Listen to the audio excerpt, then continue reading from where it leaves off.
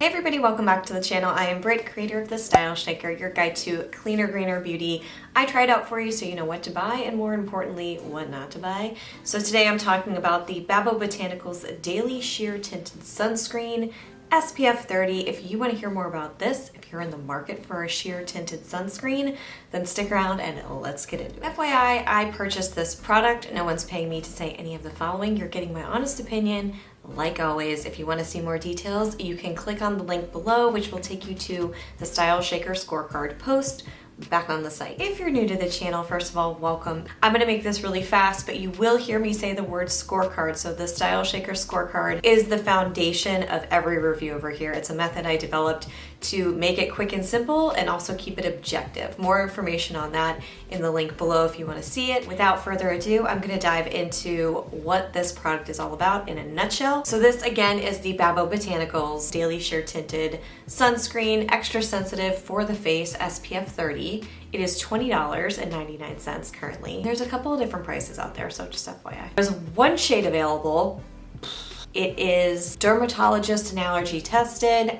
I always kind of wonder which dermatologist, but that's just me. Hypoallergenic, cruelty-free, non-nano mineral sunscreen, and it is reef safe. Time for question one on the scorecard, but real quick, if you enjoy seeing these reviews and you want to see more of them, then be sure to give this video a thumbs up and don't forget to subscribe so you don't miss future videos like it. Okay, so the first question, ingredients, how do they look? Overall, I didn't see a ton of red flags. If you have sensitivities to coconut oil derivatives, do check out the full list. It's back on the site. It is loaded with more information over there, some ratings and any other call outs that I might have, because what works for me might not work for you. I didn't go, when I looked at the list. So we're looking okay. Proceed ahead. Next question, how's coverage? So the claim here is that this provides ultra sheer, lots of air quotes here guys, lightweight, clean and non-greasy coverage that gives a luminous and natural glow. Did it do that? It gave me ultra sheer for sure. The coverage once applied was not a heavier coverage, so yeah, I think it did fulfill on that ultra sheer claim. I wouldn't say it's like ultra sheer, but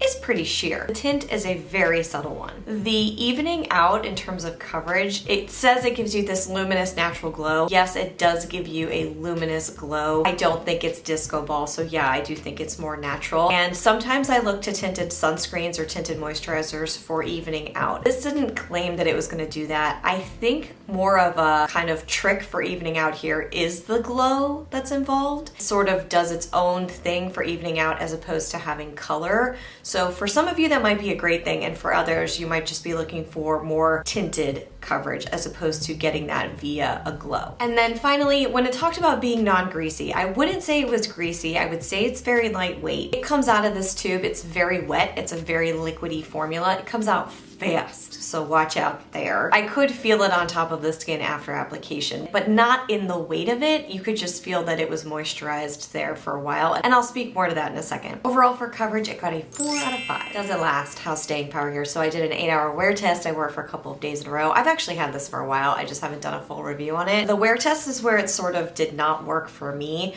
I have combination skin. It's warm outside, but it's dry heat where I am. Just a couple of things that I might want to take into consideration. I felt by 8 hours, and you can see this in the video in a second, just did not look so fresh. Usually I'm not looking for brand new fresh. I don't expect that from a lot of products, but I at least wanted my skin to not look like it's just worn out, and it just looked oily and too shiny, and it didn't look great for me.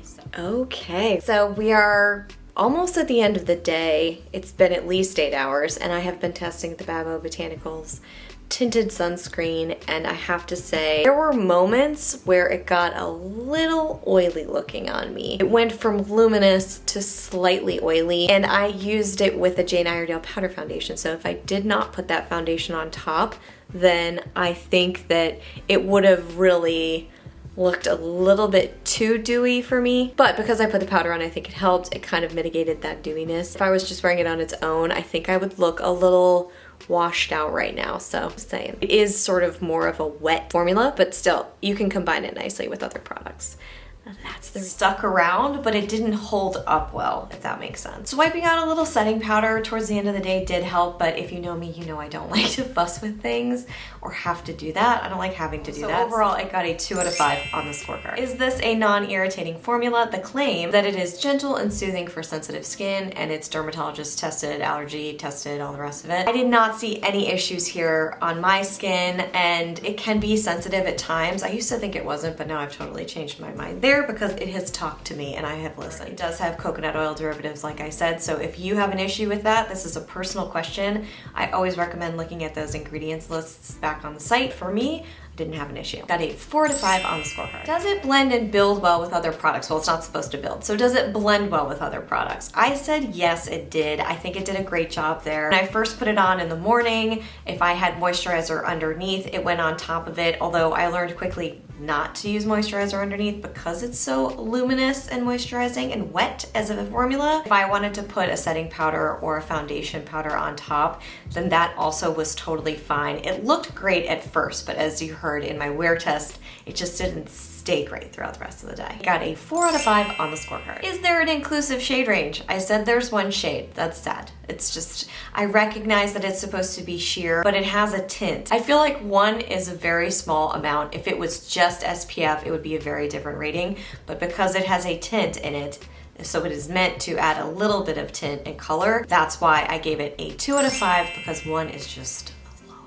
And finally, is this a consciously created product? Reef safe, non-nano mineral sunscreen, fantastic, cruelty-free, yes. Plastic bottle, no. It is recyclable. The symbol 5 on the back of this, I like that they include that actually on the bottle. It is so helpful, and you would think everybody does it, but they don't. There are also no refills available, so in general, it covered half the story. It is a 3 out of 5 overall for that question on the scorecard. Total score here is a 19 out of 30. It's a solid score. It's not terrible, it just depends on what you're looking for, right? So I will wrap it up. The pros, the glow. It does give a really nice glow. Is it dewy too? Does it give you that wetness? A little bit, and I am not a huge fan of that, but some people really love it. The second pro here was SPF 30. I love when it's kind of built in. I'm a fan of that. It's easy. It works well with powders on top, like I said, so that's another pro. It's a really decent price. The cons, a very liquidy formula. I wish was a little bit thicker. It would be easier to work with because a little bit does go a long way here. My skin did feel a little oily by the end of the day, and throughout the day it was just kind of a little oily for me, even with putting powder on top. For some people, the coconut oil derivative is going to be a con. Plastic product packaging, boo. Sorry, actually I'm not sorry. Boo, plastic, guys. And then 1 shade available. Ugh.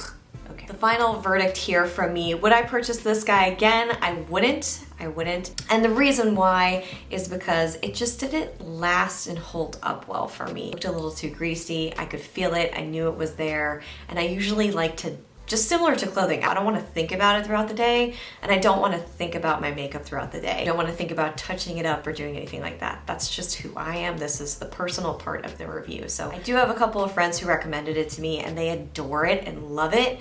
They have drier skin, so it works really well for them. That's my final verdict. I do have other favorites listed in the latest round of Britt's picks. Back on the site, it is a download. You can check it out, link below. And let me know if you've tried this, what your verdict was. Did you like it? Did you not like it? Did you not try it and you have something else you want to share?